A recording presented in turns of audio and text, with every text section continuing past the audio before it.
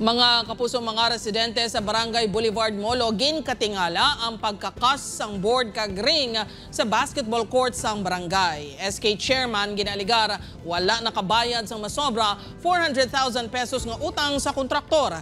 Ini ang gintutukan ni Kim Salinas, exclusive.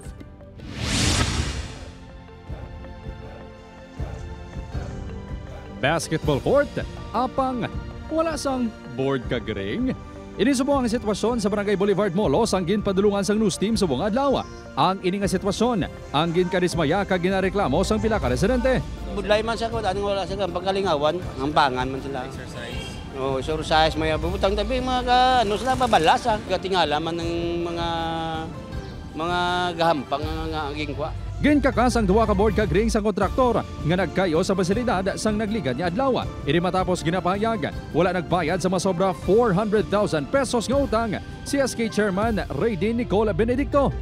Magluwas sa board kag ring, nagbakal man ang SK Chairman sang aircon para sa health center, uniforms kag referee sa ginpatigayon nga liga.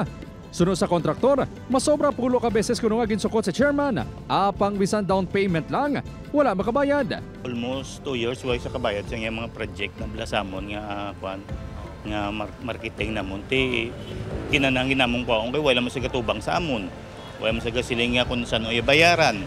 Loga likaw-likaw sa balaan. Ginakabalakan sa mga residente nga hindi pa mabalik ang board kag ring sa piyesta sa barangay sa Enero. Ila na tubangon, ila man na problema nga aging himo.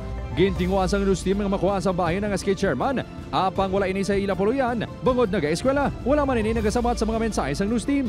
Sunod sa punong barangay, ginako kuno sang SK Chairman sa ila sesyon kahapon nga wala gid man ini nakabayad. Ginsabat ya lang nga siling niya pabutangan niya kuno liwat sang board personal ya, hindi question kuman sa kagapon nga wala mo mabayaran kay titungod gina-separate na subong ang ilang nga budget. Ting sa batya kuno nga sila lang kuno sang kontraktor mga istoryanay. Iga patawag ni Villanueva ang SK Chairman kag kontraktor sa Sabado.